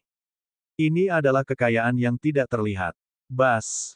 Saat ini, kekosongan di sekitar mereka mulai bergetar. Binatang-binatang saleh yang dibentuk oleh 9 hukum runtuh dan menghilang satu demi satu. Kekosongan itu juga pecah seperti cermin. Lu Ming merasakan kepalanya berputar. Saat berikutnya, dia menyadari bahwa dia kembali ke jalan kuno. Telapak tangannya masih berada di peron. Saat ini, jalan kuno di bawah kaki Lu Ming mulai berubah. Awalnya, jalan kuno ini telah mencapai ujungnya. Tapi sekarang, tiba-tiba meluas sampai ke depan. Saya berhasil. Lu Ming mengungkapkan ekspresi gembira. Bab 2240 mendapatkan gulungan kuno yang tidak bisa dihancurkan. Awalnya, jalan ini telah berakhir. Tapi sekarang, jalan kuno terus berlanjut. Artinya dia telah berhasil. Saudara Lu Ming, kamu berhasil, riang gembira. Gelembung berteriak kegirangan. Lu Ming mengalihkan pandangannya dan menyadari bahwa tidak ada platform di depan gelembung dan wanita cantik itu. Platformnya telah menghilang. Saat ini, aura mengejutkan datang dari arah lain. Lu Ming mengalihkan pandangannya ke sekeliling dan menemukan bahwa itu adalah para jenius muda dari 8 jalan lainnya. Orang-orang ini melihat ke sisi Lu Ming dengan mata berapi-api. Platform di depan mereka telah menghilang. Hanya sebuah platform yang tersisa di depan Lu Ming. Gelembung, apa yang terjadi? Apakah kalian semua gagal? Lu Ming bertanya. Itu benar. Yang lainnya semuanya gagal setengah bulan lalu. Begitu mereka gagal, platform tersebut menghilang. Anda satu-satunya yang bertahan sampai sekarang. Gelembung menjelaskan. Jantung Lu Ming berdetak kencang. Tampaknya hanya dialah satu-satunya yang berhasil. Gelembung, ayo pergi. Lu Ming tersenyum dan melangkah maju. Bubbles dan wanita cantik itu mengikutinya. Namun, ketika Gelembung dan wanita cantik itu melangkah ke jalan kuno yang baru, mereka dihadang oleh kekuatan tak terlihat dan tidak dapat mengambil satu langkah pun. Namun, hal itu tidak berpengaruh padanya. Saudara Lu Ming, Gelembungnya tidak bisa naik. Kicauan. Pau Pau cemberut, sangat tidak senang. Aku akan membantumu. Lu Ming berjalan kembali dan ingin menarik Gelembung bersamanya. Namun, dia menyadari bahwa dia bahkan tidak bisa naik. Saudara Lu Ming, kamu bisa naik sendiri, kata Pau Pau. Pada akhirnya, Lu Ming tidak punya pilihan selain menyerah dan menuju jalan kuno sendirian. Tatapan para pemuda di 8 jalur lainnya semuanya tertuju pada Lu Ming. Ada yang menghela nafas, ada yang iri, dan ada yang cemburu. Lu Ming bergerak maju dan perlahan menghilang dari pandangan semua orang, tubuh fisik dan kekuatan suci saya telah meningkat lagi. Saat dia berjalan, Lu Ming bisa merasakan perubahan pada tubuhnya. Sebelumnya, ketika hukum kehidupan mencapai penyelesaian tingkat pertama, hukum tersebut melemahkan tubuh dan kekuatan Sein. Ini adalah sebuah hukum pamungkas, dan pengaruhnya terhadap temper tubuh serta kekuatan Sein sangatlah menakjubkan. Tubuhnya menjadi lebih kuat, dan kekuatan Sein-nya menjadi lebih kental. Dari segi kualitas, energi suci Lu Ming saat ini tidak kalah dengan energi dunia sama sekali. Faktanya, itu bahkan lebih kuat. Kekuatan tempur Lu Ming tidak diragukan lagi meningkat. Tidak ada yang aneh selama sisa perjalanan. Sangat tenang, Lu Ming mempercepat langkahnya dan segera, dia mencapai ujung jalan. Di depan mereka ada istana yang besar dan megah. Di depan istana ada kotak batu giok putih. Di langit di atas alun-alun batu giok putih, ada bola cahaya yang sangat terang. Apa ini? Tatapan Lu Ming tertarik pada bola cahaya. Dia menyipitkan mata dan menyadari bahwa inti cahayanya adalah pecahan kecil seperti kaca yang jernih dan terang. Saat Lu Ming melangkah ke alun-alun batu giok putih, bola cahaya menyerbu ke arahnya dengan kecepatan yang mencengangkan. Lu Ming terkejut. Dia secara naluriah ingin menghindar, tapi sudah terlambat. Bola cahaya terbang langsung ke ruang di antara alis Lu Ming dan menghilang. Ledakan. Pada saat ini, ada bagian tambahan di benak Lu Ming. Ini adalah gulungan kuno yang tidak bisa dihancurkan. Lu Ming sangat gembira. Ini karena selama kekuatan jiwanya mendekati fragmen ini, dia akan dapat merasakan beberapa informasi. Bang! Pada saat ini, pecahan tersebut benar-benar meledak dan berubah menjadi gelombang energi. Itu digabungkan dengan jiwa Lu Ming dan menjadi satu. Kemudian, sebuah informasi muncul di benak Lu Ming. Itu benar-benar gulungan kuno yang tidak bisa dihancurkan. Lu Ming merasa seolah-olah gulungan kuno yang tidak bisa dihancurkan itu telah menyatu dengannya. Selama dia menginginkannya, gulungan kuno yang tidak bisa dihancurkan akan muncul di pikirannya dan dia akan dapat memahaminya. Ini sangat berbeda dari perkiraan Lu Ming. Sebelumnya, Lu Ming mengira kitab kuno yang tidak bisa dihancurkan adalah kitab suci atau disimpan dalam jimat batu giok.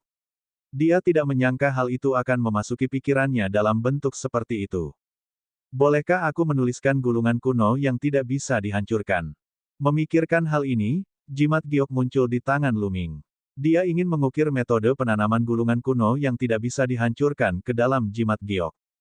Namun, ketika dia ingin menuliskannya, dia bingung. Dia tidak tahu harus mulai dari mana. Dia hanya perlu memikirkannya, dan metode penanaman gulungan kuno yang tidak bisa dihancurkan akan muncul di benaknya. Namun, ketika dia ingin menuliskannya, dia tidak dapat memahami ritme surgawi.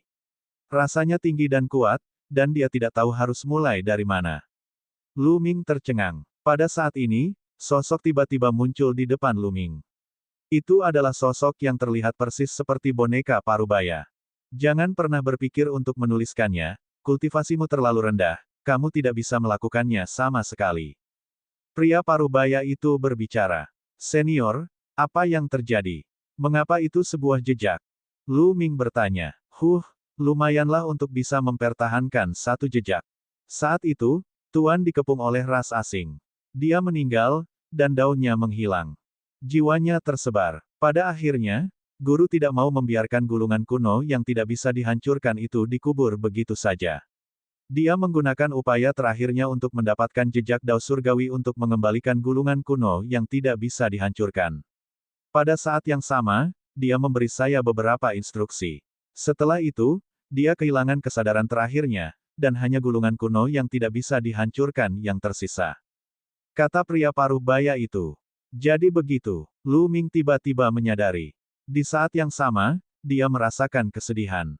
Bahkan sosok yang tak terkalahkan seperti Yang Mulia Penguasa Abadi telah terjatuh, hanya meninggalkan jejak jalur agung. Dia tidak punya pilihan selain melakukan ini. Jika hal seperti itu tidak terjadi, penguasa terhormat yang abadi bisa saja meninggalkan sebuah kitab suci atau jimat batu giok, yang akan menjadi warisan yang lebih baik.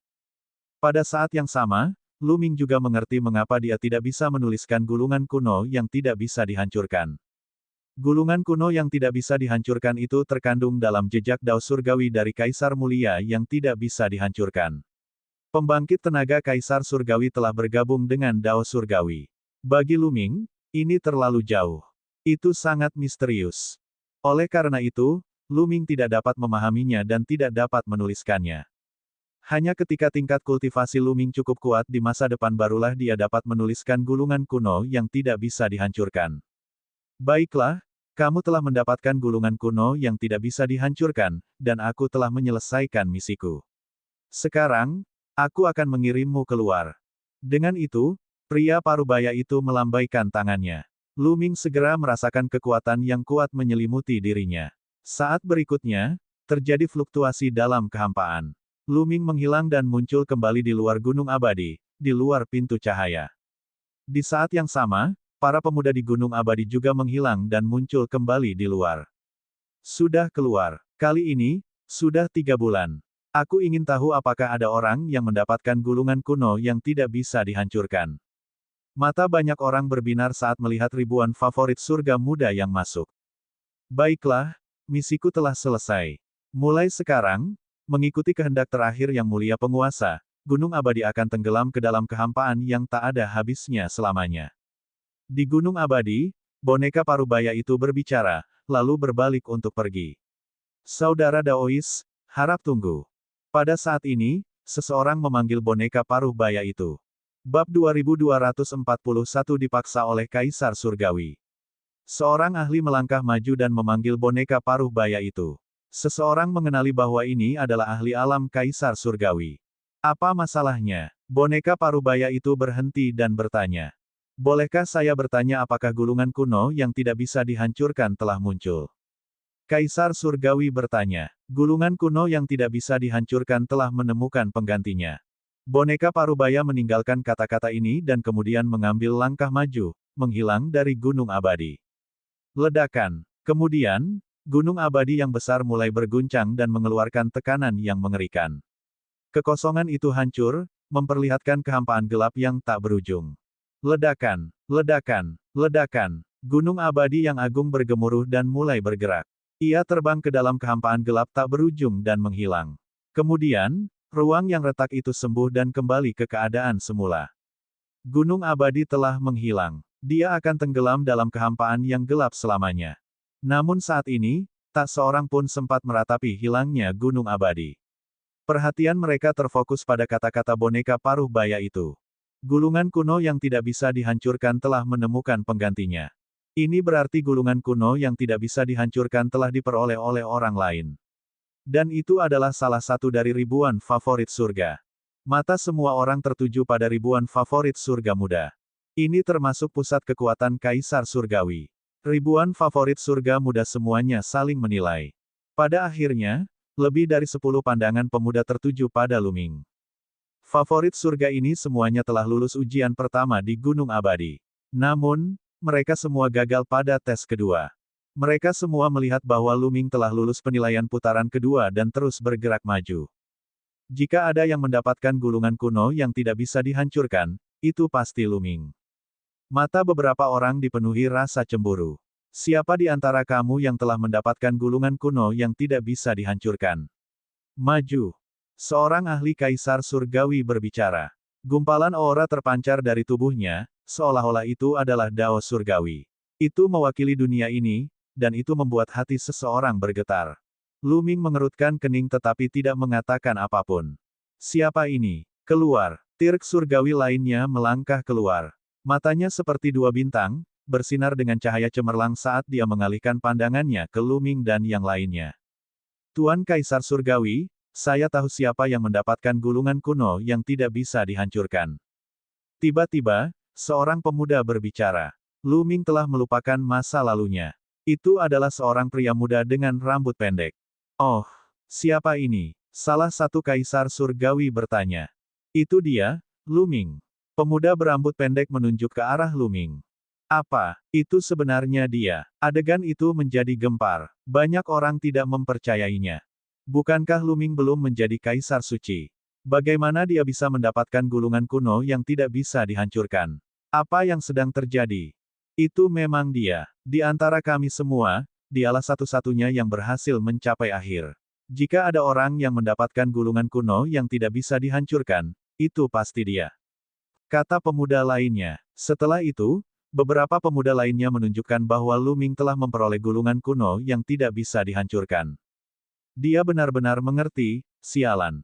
Lan Yun, Yan Xi, dan yang lainnya dari Sungai Hengsing semuanya dipenuhi rasa cemburu. Di tempat kejadian, hampir semua mata tertuju pada Lu Ming. Lu Ming, apakah kamu mendapatkan gulungan kuno yang tidak bisa dihancurkan?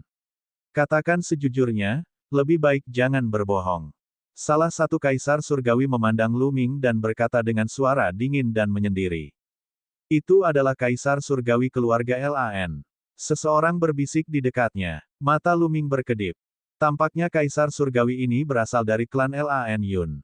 Benar, akulah yang mendapatkan gulungan kuno yang tidak bisa dihancurkan. Lu Ming mengerutkan kening tapi akhirnya mengakuinya. Lagi pula, begitu banyak orang yang melihatnya melewati tahap kedua, dan dialah satu-satunya yang berhasil mencapai akhir. Selama seseorang tidak idiot, mereka akan tahu bahwa gulungan kuno yang tidak bisa dihancurkan itu pasti telah diperolehnya. Tidak ada gunanya menyangkalnya, jadi lebih baik mengakuinya secara langsung. Mata banyak orang berbinar. Mata The Celestial Tirk keluarga Lan dan mata para Celestial Tirk lainnya bersinar dengan nyala api. Sekarang, serahkan gulungan kuno yang tidak bisa dihancurkan. Kata Tirk surgawi keluarga Lan. Matanya menyala-nyala karena gairah saat dia menatap Lu Ming. Biasanya, akan sangat sulit bagi pembangkit tenaga listrik alam kaisar surgawi untuk mengalami fluktuasi seperti itu di dalam hatinya. Namun, godaan gulungan kuno yang tidak bisa dihancurkan itu terlalu kuat. Itu adalah gulungan kuno yang mengguncang alam surga, dan itu adalah gulungan kuno penyelamat nyawa yang paling kuat. Bahkan kaisar surgawi pun akan tergoda olehnya. Benar, cepat keluarkan. Kaisar langit lainnya juga berbicara dengan dingin. Wajah mereka terlihat angkuh dan nada suara mereka dingin dan sombong. Mereka menuntut Lu Ming untuk menyerahkan kitab suci kuno dengan cara yang agresif. Seolah-olah Lu Ming tidak punya pilihan selain melakukan apa yang mereka katakan. Sikap macam apa ini? Dandan tidak senang dan berteriak, ini adalah kesempatan yang diperoleh Lu Ming. Ini adalah kesempatan pribadinya. Dia bisa menyebarkannya kepada siapapun yang dia mau. Petik 2. Kaisar surgawi keluarga Lan menatap ke arah Dandan dengan dingin dan berkata, lelucon yang luar biasa. Gulungan kuno yang tidak bisa dihancurkan adalah harta karun alam surga. Bagaimana dia bisa menelan semuanya sendirian? Serahkan dan kekuatan tempur semua orang akan meningkat. Ini bermanfaat bagi seluruh alam surga. Jadi bagaimana jika ini masalahnya? Bagaimanapun, inilah yang diperoleh Lu Ming melalui kerja kerasnya sendiri. Itu miliknya. Apakah ini sikap yang mereka miliki ketika meminta orang lain mengambil harta mereka sendiri? Mengapa kamu bersikap sombong? Tidak bisakah kamu meminta bantuan saja? Teriak Dandan. Beraninya kamu. Orang macam apa kaisar surgawi itu? Dia hanya memintanya untuk mengeluarkan kitab kuno, mengapa dia perlu mengundangnya? Bisakah dia memikul tanggung jawab itu? Lan Yun berteriak. Hehe. Tidak ada yang luar biasa menjadi kaisar langit. Dandan cemberut. Beraninya kamu menghina kaisar surgawi. Ini adalah kejahatan besar. Lan Yun meraung marah. Tapi Dandan cemberut dan mengabaikannya. Kaisar surgawi keluarga Lan dan kaisar surgawi lainnya melirik Dandan dengan dingin. Dengan penglihatan mereka, mereka secara alami dapat melihat wujud asli Dandan. Mereka tidak mengatakan apapun dan terus menatap Lu Ming. Lu Ming, serahkan gulungan kuno yang tidak bisa dihancurkan. The Celestial Tirk dari keluarga Lan berbicara dengan nada superior seolah-olah wajar baginya untuk meminta Lu Ming untuk menyerahkannya. Dandan mengertakkan gigi karena marah. Senior, jika saya bisa menyerahkannya, saya pasti akan melakukannya. Sayangnya, saya tidak bisa. Lu Ming menangkupkan tinjunya dan berkata. Meskipun dia sangat marah, dia mengerti bahwa dia hanya bisa berkompromi ketika menghadapi ahli Kaisar Surgawi. Tidak ada cara untuk melawan karena perbedaan kekuatannya terlalu besar. Dia bisa hancur berkeping-keping hanya dengan hembusan nafas dari pihak lain. Sekalipun dia memiliki tubuh jasmani Kaisar Langit, itu tidak ada gunanya. Kamu tidak bisa menyerahkannya. Bagaimana apanya? Mata Kaisar Surgawi keluarga Lan dan Kaisar Surgawi lainnya berbinar dingin. Itu karena ketika Kaisar yang abadi dikepung oleh ras alien, jiwanya hancur dan dia tidak meninggalkan manual rahasia apapun yang mencatat gulungan kuno yang abadi. Dia hanya menggunakan jejak Dao Surgawi untuk membawa gulungan kuno abadi kembali ke Gunung Abadi. Apa yang saya peroleh adalah jejak surga Dao dari Kaisar Surgawi yang abadi. Namun, jejak surga Dao terlalu misterius. Dengan kultivasi saya saat ini, saya tidak dapat menuliskan gulungan kuno yang abadi. Oleh karena itu, saya tidak bisa menyerahkannya. Lu Ming menjelaskan. Omong kosong. Dia hanya mengutarakan omong kosong. Yan Xi berseru. Itu benar. Dia tidak ingin menyerahkan gulungan kuno yang tidak bisa dihancurkan itu dan ingin menyimpannya untuk dirinya sendiri.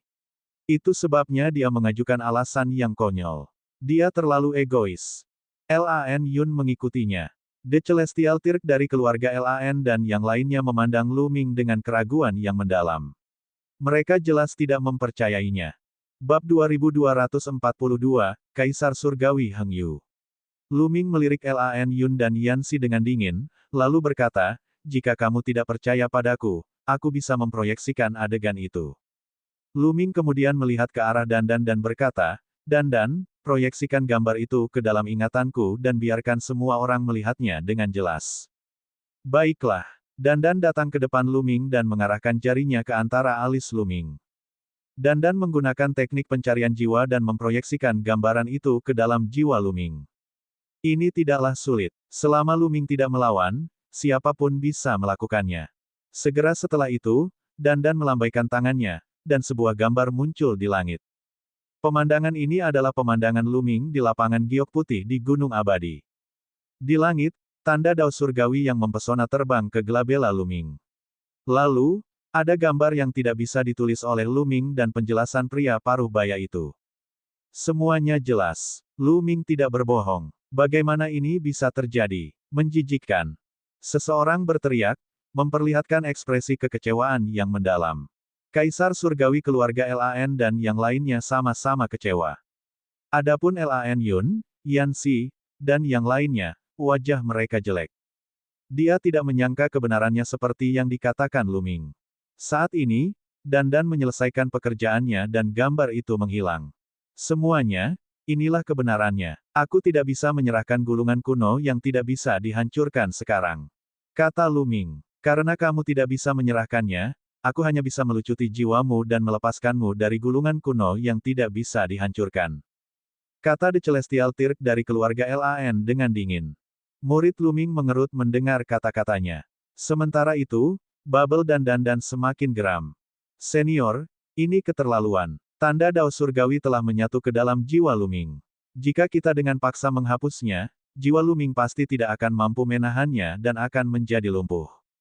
Tuan dari keluarga Gu akhirnya tidak tahan lagi dan berbicara. Sekelompok kecil orang yang tersisa juga tidak tahan. Tapi kebanyakan dari mereka bermata dingin. Jadi bagaimana jika aku lumpuh? Kaisar Surgawi keluarga Lan berkata dengan dingin, dia memiliki tubuh yang cacat dan tidak akan pernah menjadi Kaisar Suci. Sia-sia baginya memiliki gulungan kuno yang tidak bisa dihancurkan. Meskipun tidak mungkin bagi semua orang untuk melihatnya, masih lebih baik memberikannya kepada favorit surga daripada menyimpannya. Lan Cheng, kamu adalah Kaisar Surgawi, namun kamu memaksa junior seperti ini. Apakah kamu tidak merasa malu? Petik 2. Pada saat ini, suara yang menghina terdengar. Banyak orang terkejut. Siapakah yang berani berbicara kepada Tirk Surgawi klan LAN dengan cara seperti itu? Saat ini, riak muncul di kehampaan. Dengan retakan, ruang itu terbelah dan sesosok tubuh keluar. Orang ini tampaknya berusia sekitar 30 tahun. Dia berpakaian putih dan memiliki pesona yang tak tertandingi. Mata Luming melebar saat melihat orang ini. Ini karena dia terlalu familiar dengan penampilan orang ini. Kaisar Surgawi Heng Yu. Orang ini adalah Kaisar Surgawi Heng Yu. Dia tampak persis sama dengan Kaisar Langit Heng Yu. Lu Ming tidak mungkin salah. Bagaimanapun, tubuh fisik Kaisar Langit Heng Yu masih berada di tangan Lu Ming. Saat itu, Kaisar Surgawi Heng Yu memberitahunya bahwa dia pernah terluka parah, dan jiwanya hampir hancur. Dia tidak pernah berharap untuk mereformasi tubuhnya dan mereformasinya. Belakangan, Kaisar Surgawi Heng Yu telah meninggalkan tubuh batunya di alam primordial dan menekannya di dunia teratai. Kaisar Langit Heng Yu sendiri telah datang ke alam surga dan bertempur di alam surga.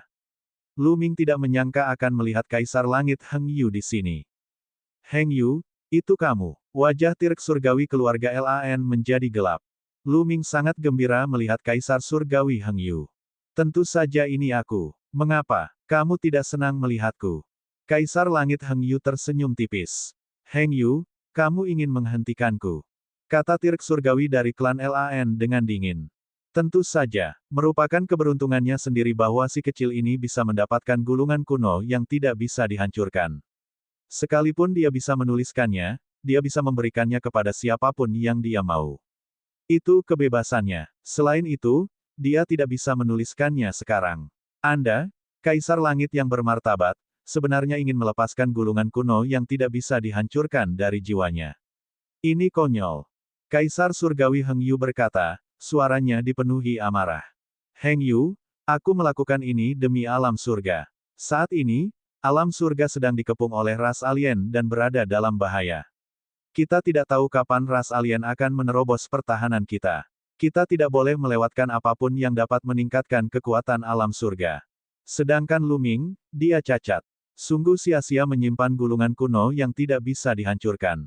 Yang terbaik bagi alam surga adalah mengekstraknya dan menyerahkannya ke favorit surga lainnya. Heng Yu, aku tahu kamu berasal dari alam primordial, sama seperti Lu Ming, tapi kamu tidak boleh egois saat ini. Kata Kaisar Surgawi klan LAN. Hahaha, egois. Lan Cheng, kita semua tahu siapa yang memiliki motif egois. Izinkan saya bertanya kepada Anda, jika Anda mengekstraknya, kepada siapa Anda berencana memberikan gulungan kuno yang tidak bisa dihancurkan itu? Kata Kaisar Langit Heng Yu. Kamu tidak perlu khawatir tentang ini. Kata Kaisar Surgawi klan LAN. Saya, Heng Yu, di sini. Mari kita lihat siapa yang bisa menyentuh Lu Ming hari ini. Kaisar Surgawi alam semesta abadi berkata dengan cara yang sangat mendominasi. Heng Yu, apa menurutmu kamu bisa menghentikan kami sendirian?